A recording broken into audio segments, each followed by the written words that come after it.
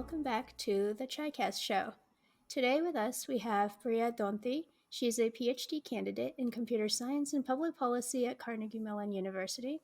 She's also co-founded and is the chair of Climate Change AI, which is an initiative to catalyze impactful work in climate change and machine learning.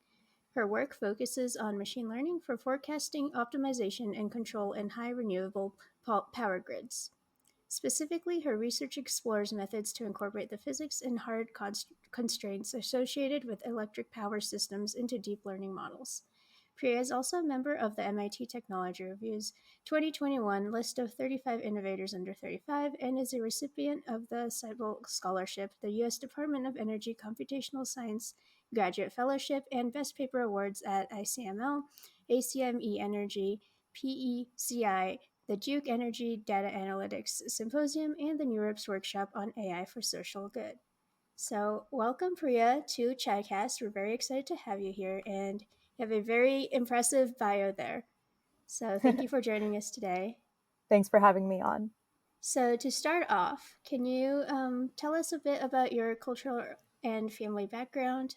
So that could be whether you're an immigrant, maybe what parts of South Asia you've come from, if you have any siblings, whatever you feel comfortable sharing. Yeah, so my parents immigrated to the US from South India before I was born. They come from, their backgrounds range from, my mom grew up in Bangalore, but her parents are from Tamil Nadu and Karnataka, and my dad grew up in Andhra Pradesh, so kind of just like all over South India. And my brother and I were born here and grew up primarily in the Boston area in the U.S. Nice. Boston is one of my favorite cities. So is your brother an older or younger sibling? A younger brother. He's 2 years younger. Nice. I'm curious, actually. So you mentioned you grew up in Boston, it sounds like, and this sort of leads to my next question. How did you get interested in computer science and specifically AI, machine learning, and robotics? Because I know Boston is like very well known for robotics these days too. Yeah. So interestingly, my computer science journey started largely after I left the Boston area. So how I got into this area that I work on, this intersection of computer science and climate change, is that in my high school, my ninth grade biology teacher made sure to sort of set aside the first week or two of our intro biology class for a climate and sustainability curriculum that was actually led by students. And so over the course of 2 weeks, we learned about a variety of different topics, including, of course, climate change. And I think basically what struck me about that class is that we talked about how climate change would exacerbate many of the inequities that we already see across the globe. And as somebody who had already had a bit of a predisposition to wanting to sort of combat some of these inequities because of some of my prior experiences as a child of immigrants, I really felt like this was something that I wanted to work on, that spoke to me as we already have these really terrible inequities that exist in society, and this thing's going to make them worse. So how can we stop this from happening?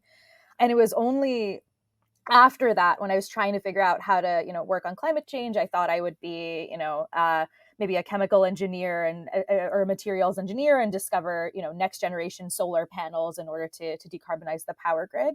I actually ended up going to Harvey Mudd College in Southern California, where all of the students end up taking over their first year and a half a core curriculum where you take intro classes in many different STEM subjects. And one of these subjects was computer science.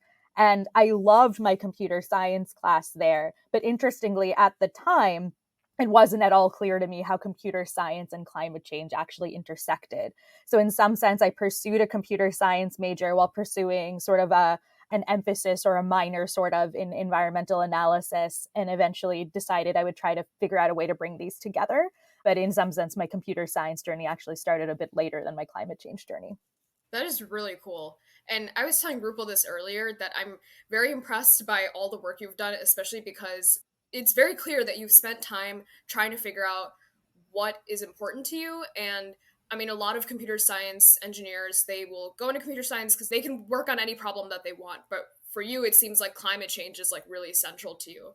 Going back to what you were mentioning earlier about inequities, how do you think climate change affects the existing inequities in the South Asian community specifically? And as a child of an immigrant, what does climate change mean to you? Yeah, so basically, I think there are two big reasons that climate change is disproportionately worse for kind of existing disadvantaged communities, and communities without a lot of money or wealth. And the two reasons for that is one, you actually see a lot of primarily, for example, agricultural regions that are extremely dependent on weather and just how agricultural yields are going to look. And as we start to see extreme weather kind of increasing, so except for example extreme droughts and things like that increasing in certain regions, that affects the disproportionately the economic livelihood of nations that depend on agriculture as a primary economic activity, and that often tends to be developing countries. In addition, you have a lot of, island and equatorial nations that are particularly susceptible to sea level rise. So you have all of those kinds of factors where just the geography and the economic activities coincide with just really the effects of climate change just having really bad impacts for those. And then in addition, communities that have less wealth already also have this issue that they are less able to build some of the infrastructure and structures that are needed to be resilient to some of these impacts of climate change. So if you're already a really well-off nation, you're able to sort of deal with this infrastructure problem and fundamentally adapt to certain kinds of things happening. And if you don't have the wealth to actually deal with that, then you can't. And so it's not just that the impacts are worse, it's that it's harder to actually cope with the impacts that one does face. And of course, India and South Asia kind of being or containing several developing nations that are, there where there's a lot of also disparity in terms of how much wealth any individual or community has. You can imagine that there's a huge concentration of people in these locations who experience all of these effects that I just said, who are really going to be hard hit by these impacts of climate change. Have you had the chance at all to work like internationally with people across the globe on problems like this? What has your experience been, especially since you've studied in the United States? Have you been able to work with people across the globe on climate change issues? Yeah, I definitely have kind of been able to work with people across the globe, though I will admit that a lot of my kind of research and work today is focused on the decarbonization of power grids in developed countries. Um, so there's sort of two aspects to this. So after my undergrad at Harvey Mudd, I actually did something called a Watson Fellowship, which funded me to travel around the world for a year and explore a project of my own choice. And the project I chose to explore was trying to understand this concept of what is called a smart grid, or sort of an intelligent electric power grid, and understand in different countries, what do different people mean when they actually say smart grid? What problem are they trying to solve? And how do those sort of policy and social aspects actually shape the development of the technologies as we know them? And during that time, I actually spent time in a mixture of different countries. I spent a few months each in Germany, India, South Korea, Japan, and Chile. And so through that, really got to see different countries who viewed smart electric power grids as serving different kinds of goals, be it economic development or helping to provide access to energy to a broader swath of the population, to trying to provide more resilience to climate change effects, to trying to actually decarbonize electric power grids to deal with climate change and reduce the extent to which it happens. And so while I've done a lot of that exploratory work in a broader set of countries, and it definitely informs my perspective, what I've ended up spending the last few years of my PhD on is really decarbonizing power grids in the developing world. And so the work that I do is basically how can we help developed nations actually decarbonize in a way that hopefully, has implications for, allowing helping these climate change impacts not actually occur. Yeah, I mean, you mentioned that you admittedly have only worked on climate change for developed countries, but still you've had so many different experiences, international experiences, especially through that fellowship. I guess more going back to identity and just your upbringing in general, how do you think, or I guess, what are some of the challenges that you've had to overcome over the years to get where you currently are in your professional life? And it doesn't have to be about identity either, just in general.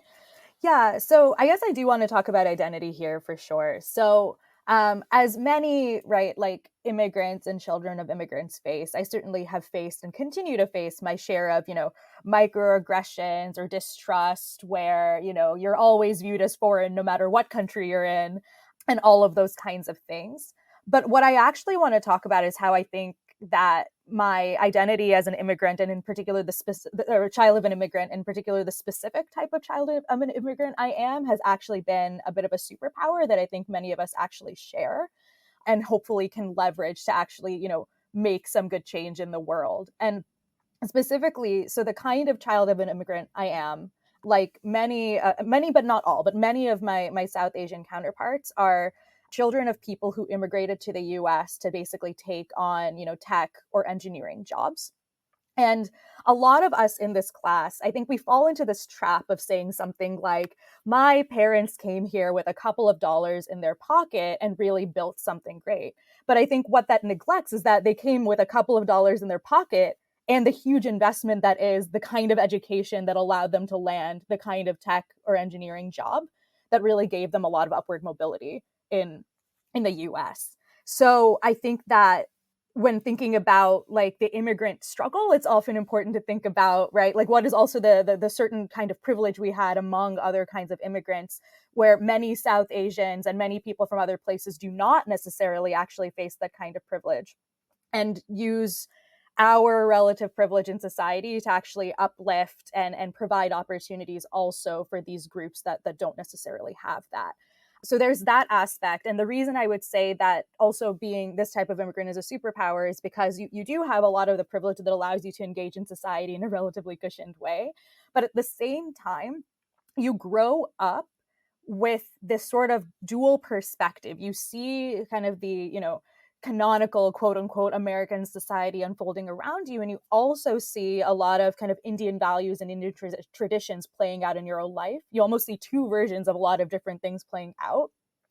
And I feel like, at least for me, that gave me a bit of a perspective where from early on, there were fewer things I took for granted. I always would look at some cultural element and go, why does this culture do it this way? Why does that culture do it that way? And I think that just instilled some kind of inherent like curiosity or just deeper questioning of the world around me that I think really is an asset as we grow up and apply that kind of questioning to a broader set of topics. And so this combination of being able to see things from multiple perspectives, plus the kinds of privileges that, again, like I as a specific kind of child of immigrant faced, I think that really allows us to make a lot of change in the world and hopefully have the kind of empathy that allows us to uplift other people who maybe didn't have the same privileges. I really resonated with what you said about not taking certain things for granted because I'm also a child of an immigrant. Rupal is as well. And we grow up with these two, this dual life, I guess, dual identity. And we're constantly questioning everything. And that's what we've been conditioned to do because we grow up in this traditional South Asian household, but then we're going through an American education system and other systemic things going on too. So that really resonated with me. Yeah, I like that you phrased it as like having a superpower, like a very nice positive spin on it.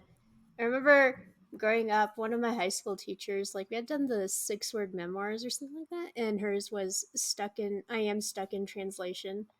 And that had also like really resonated with me because you had mentioned like not really being a foreigner no matter what country you're in. So growing up going to visit family in India, I would, get teased lightheartedly about my American quirks, or growing up in American schooling here, I'd get teased about my South Asian quirks and my turmeric food and stuff. So feeling like you don't really belong anywhere, but I like your positive spin on that. And yeah, just the privileges that come out of that. That was well phrased. Kind of going off of that, so we did name the podcast Chai Cast. I think chai is something that connects a lot of people in South Asia and even beyond that. And even personally, as someone who did not grow up liking chai, I still like feel like I have a important relationship with it. So, if you can talk about what your relationship with chai is and Yeah.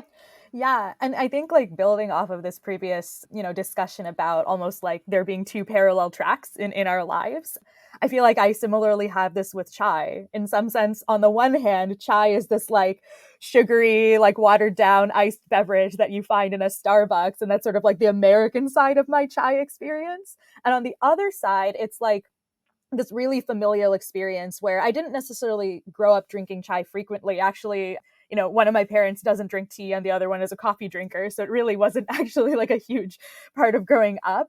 But during the times when I have been, right, I'll be like at a family member's house, often within an extended family gathering, and they'll be like, who wants chai? And you'll see this like little pot go onto the stove and the water boils with all the little spices in it. And it just, I feel like that particular association I really do associate with just like good extended family bonding times in a way that I really appreciate. Yeah, totally agree with that. I've had a very similar experience. My mom likes coffee, dad likes tea, so.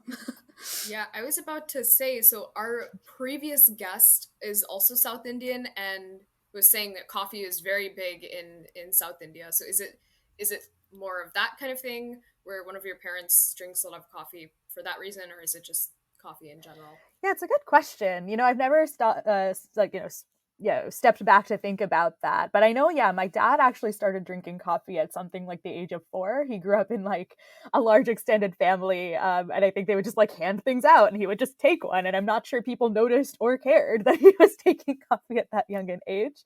But yeah, I think it's definitely tied to that, and certainly like my dad definitely views also like coffee as like a bit of a communal experience, one that he sadly doesn't necessarily get to share with our nuclear family because none of the rest of us actually drink coffee.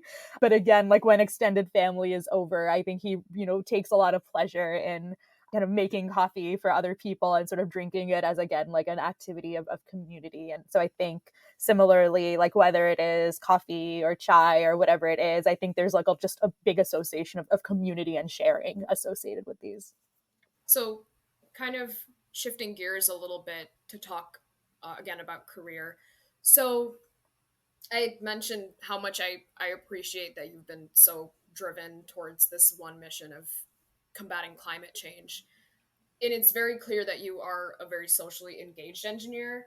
And additionally, computer science education enables you to solve any problem, whether as a generalist or within a specific area. So, out of all the things that you can do with computer science, why solve a social justice problem? And more specifically, why did you choose to apply your skills to climate change? Yeah. And so, as I mentioned earlier, in some sense, my journey was a little bit inverted in the sense that I came across climate change as something I wanted to address first and then happened upon computer science.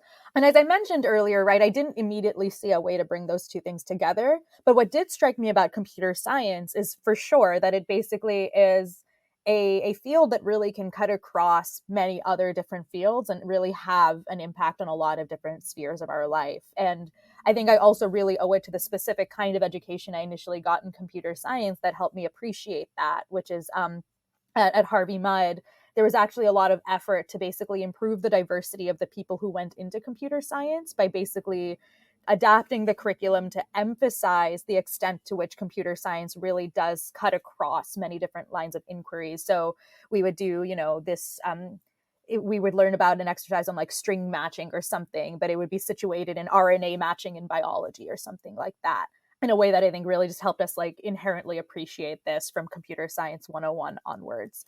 So I think then what ended up happening for me is that given these two parallel interests, and again, like looking for a way to see if they really came together, late in undergrad, I actually found a paper written by some researchers at the University of Southampton, which was called Putting the Smarts in the Smart Grid. And that basically emphasized how AI and machine learning would actually be pretty critical ingredients of allowing us to incorporate renewable energy into electric power grids. The reason for this is that historically, the way we would manage electric power grids would involve firing up these coal or natural gas power plants that we could control how much power they produced at any given time, sort of shooting that power into the electric power grid. And then that power is consumed by end use consumers like us. And on the power grid, you have to maintain this basically like almost exact balance between supply and demand. So based on how much power consumption you thought there would be, you'd fire up exactly that amount of power production. But as we start to put more renewable energy into the power grid, things like solar and wind in particular that vary based on the weather, you don't necessarily have full controllability over your supply side anymore. In addition to, you never fully were able to perfectly predict what your consumption would look like. So in order to kind of manage this power grid dynamically in the face of now this sort of increased stochasticity or uncertainty coming from renewable energy sources, they basically argued that for that and several other reasons, AI and machine learning would actually be a pretty critical backbone to a lot of this power grid management. And so that's sort of how I got into this intersection of areas specifically. One thing I want to mention, though, just based on the sort of phrasing of the question, is that I think while computer science is cross-cutting and can help us like be a component of solving a lot of different problems, it's definitely not the only thing that allows you to solve that specific problem. And I will say that because computer science is so general, there does somehow tend to be this tendency sometime in computer science to come into a particular problem and say, well, I'm super smart. I have this cross-cutting tool and I'm going to solve this whole thing. Like the things that you were doing before don't make sense. And I think on the contrary, I think having this really, again, like generally applicable tool comes with a responsibility to be basically appropriately humble and understand where exactly it plugs in, what exactly it can and can't do, and what it can and can't solve, and where sort of other forms of knowledge should be viewed on equal footing in order to kind of put these components together in order to address a societal problem. And so I think that has been like a really important aspect of my work as well, in the sense that my research actually focuses on bridging methodological tools from computer science with methodological tools that were already used in electric power grids from optimization and control, and putting them together in a way that allows you to create something that's more than the sum of its parts. And I think that kind of thinking, where you're really, again, viewing different schools of knowledge as being on equal footing and figuring out how to bridge them together in a way that enhances everything, and the associated humility needed to do that kind of work is really important to come into problems with. I appreciate that you brought up this, I guess, topic of like computer science is not just a tool to throw at random problems, because I think previously on this podcast we've talked about how I guess AI is more specifically the subfield of computer science that we tend to talk about.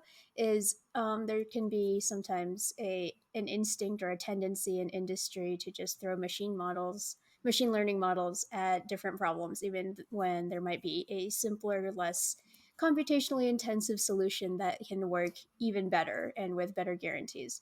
So really appreciate that you brought that point up.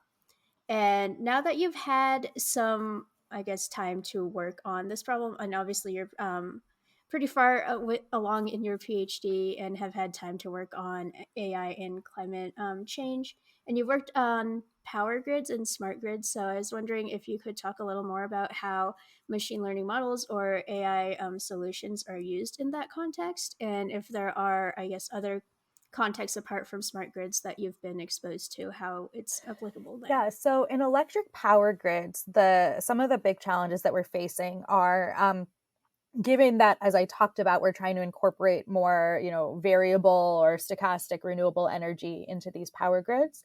One place that AI and machine learning are already actually very widely used is to try to forecast these things. So try to predict, how much solar power we'll have on the grid in the near term or in the medium term, in order to provide some additional information to power system operators as they try to maintain this balance between electricity supply and demand that I was referring to earlier. In addition, there's this whole area of optimization and control on electric power grids, which basically is trying to deal with the fact of how do we control the things that we can control on the power grid. So all of these, coal or natural gas or nuclear plants that we can, to some extent, give them some instructions on how to turn on and off, given this, uncertainty in demand and given this uncertainty in variable renewable energy. And these fields are occupied by, or these problems are occupied by a bunch of different fields. So the control theory community, the operations research community, and newly people from the machine learning community are also starting to come in and contend with these problems.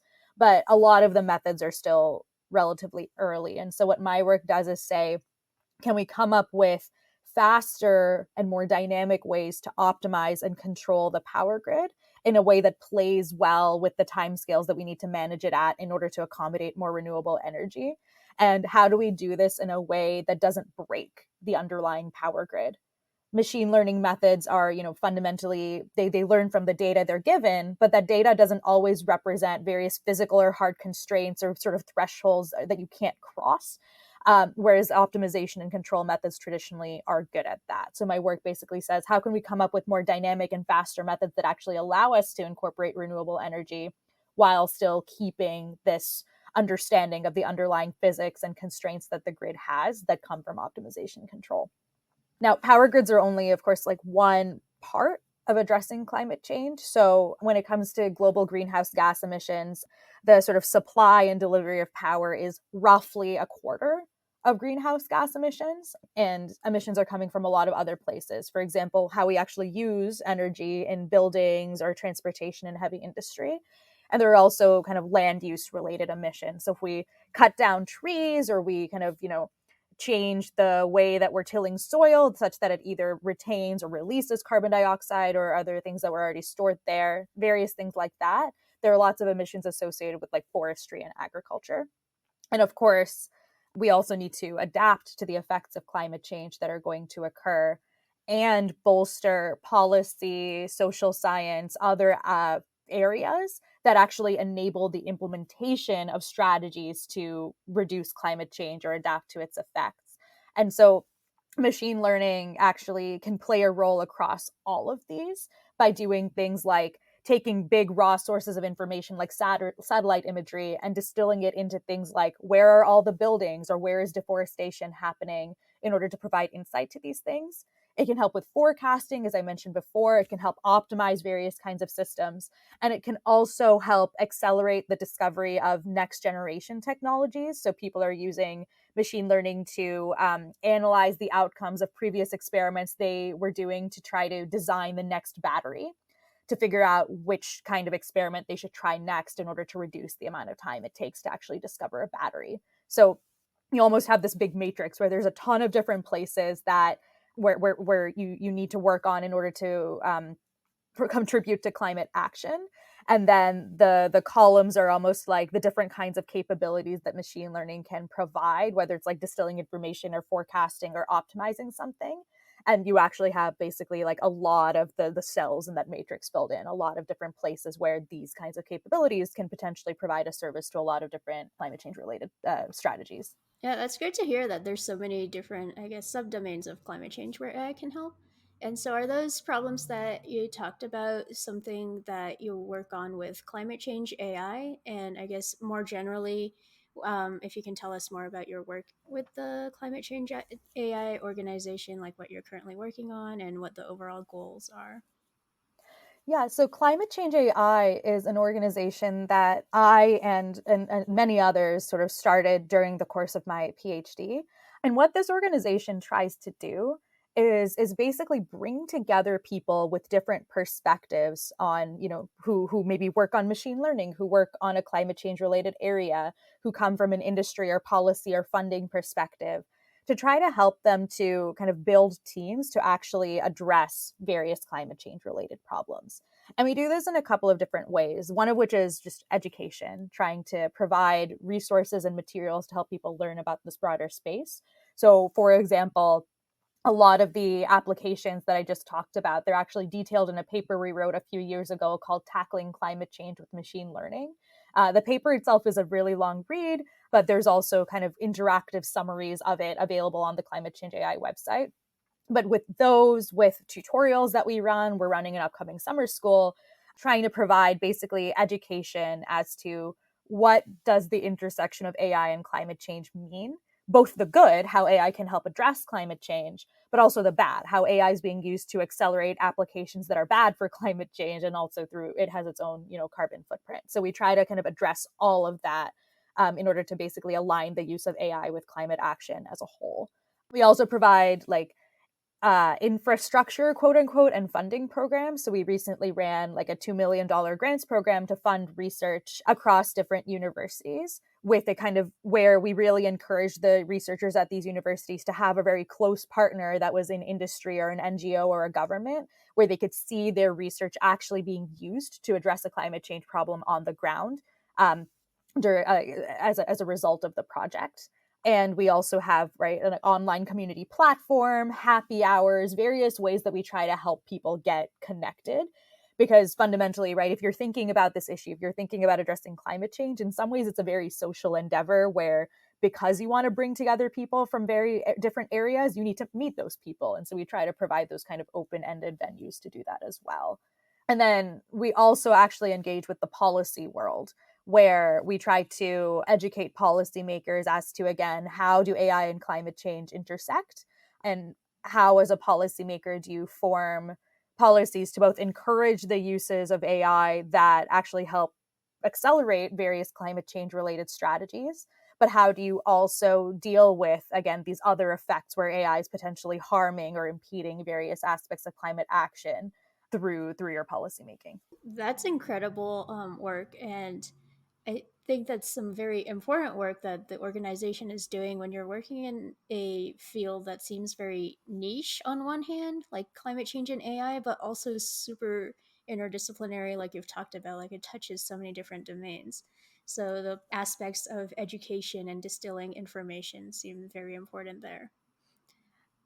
So what has it been like to be a co-founder of this organization while also being a PhD student? And I guess what was the order of that? Like, did your PhD work inspire co-founding the organization or the other way around? And how do you balance the two? Because that's a lot of work.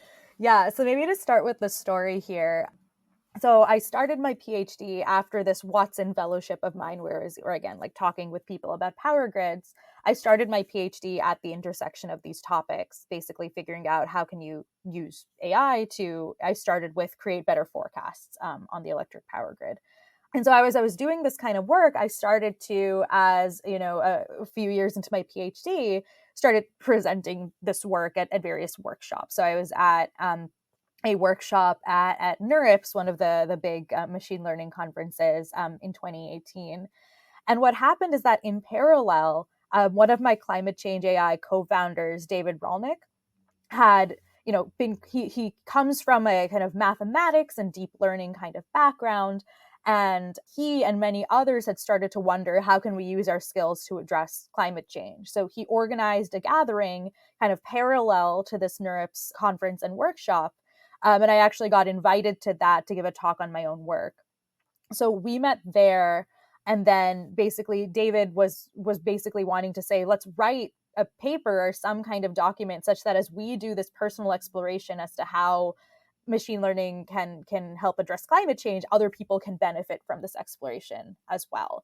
And so he and I and many others have pulled in additional people to help write this paper, one of whom is Lynn Koch, who was at the time a PhD student in one of the programs I'm associated with called Engineering and Public Policy at Carnegie Mellon, and who had done some really strong and kind of foundational work on the climate policy side that was using satellite imagery to try to get counts of freight transportation, of freight trucks, in order to fill in gaps in data about, what are the emissions of the transportation sector and what are the dynamics of the transportation sector in many different countries. So the three of us and many others from across different institutions basically came together to write this paper on tackling climate change with machine learning. And we launched it in the middle of 2019 alongside a workshop we were holding at ICML, another machine learning conference. And based on the response we got to that, there were a lot of different people who were there who were very excited, but who were also wondering, but what are my next steps? How do I actually get into this space? That is what kind of, created the inspiration for this organization. And we actually, then started it from that. Running climate change AI while doing the PhD in parallel, it's not secretly chill or something like that. It was definitely a lot of work to be doing the PhD alongside the organization. And I think I really benefited from a very supportive network of, advisors, mentors, and co-founders and collaborators within climate change AI. my advisors were extremely supportive of me basically putting a lot of time into something that was non-traditional from the perspective of a PhD student. I think it's very easy, right, for many advisors to say, well, you should be protecting your time. You should be working on directly publishable research that will benefit you and allow you to have the kind of output that a PhD student should. And that advice often comes from a very good place. But in this particular case, my advisors did allow me to take the risks that come with maybe putting time into this other kind of thing.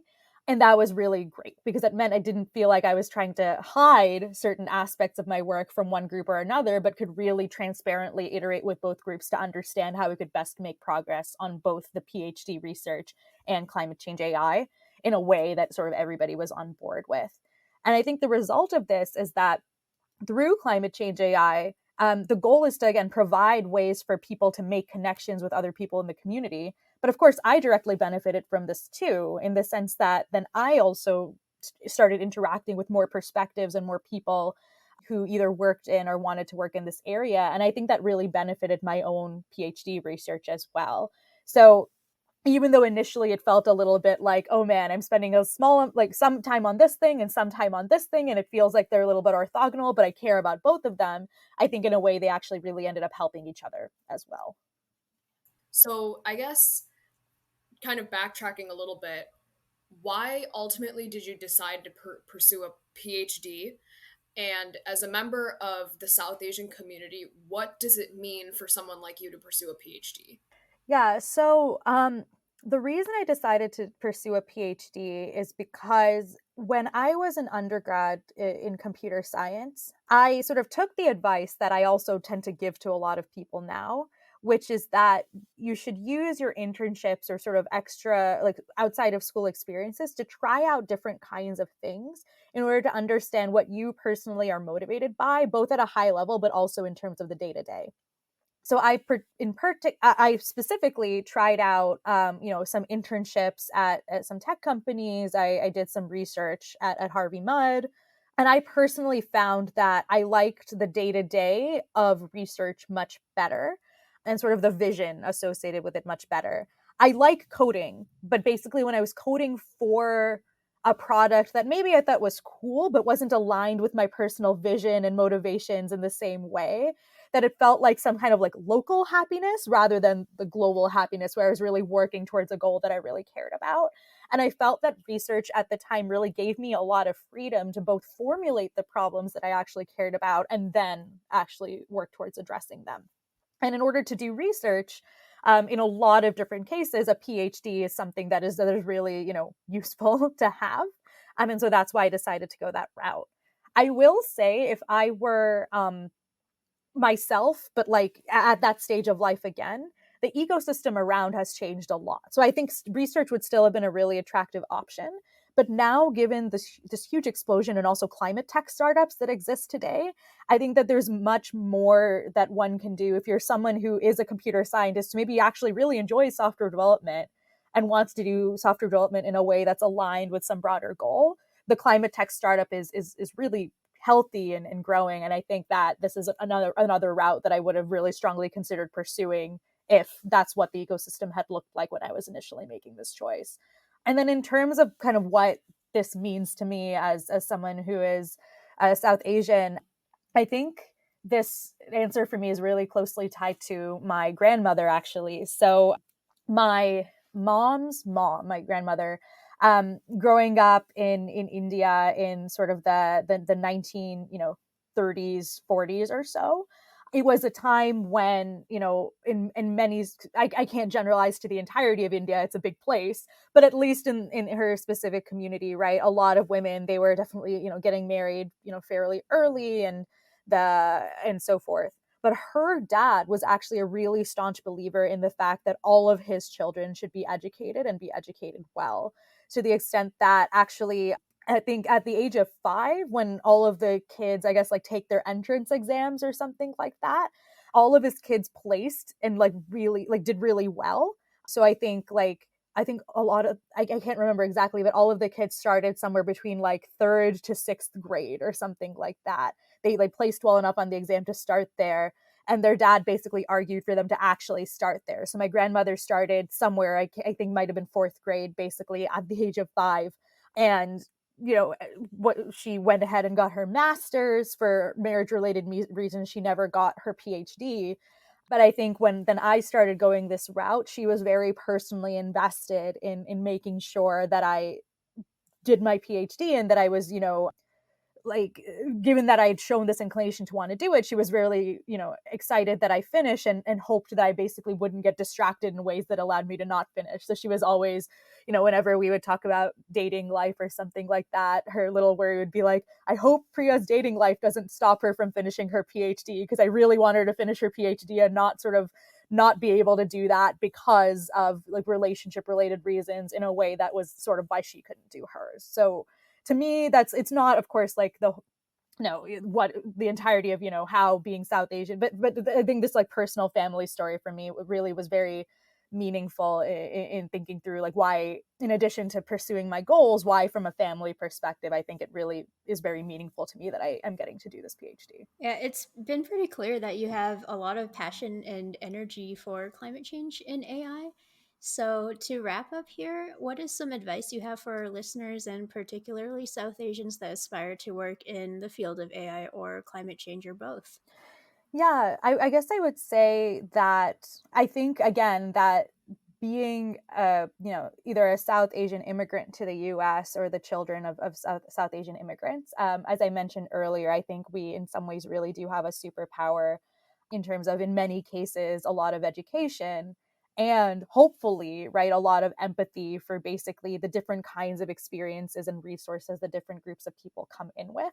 And I think that those things together, we can really make a lot of difference. I think sort of, yeah, pursuing large scale change and trying to make the world a better place, but in a way that is kind of, not just in a light way cognizant of how different people's perspectives play into that, but really focuses in on really bringing those perspectives together and creating collective change in a way that is really inclusive of a broad swath of people is really important.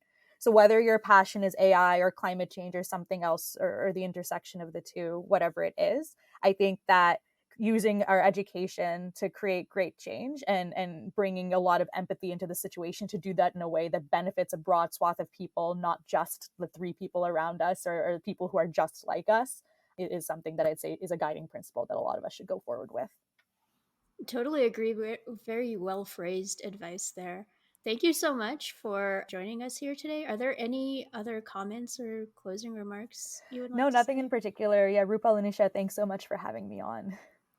Yeah, thank you for sharing your story with us and the work you do, and best of luck for your future endeavors. You too. Thanks.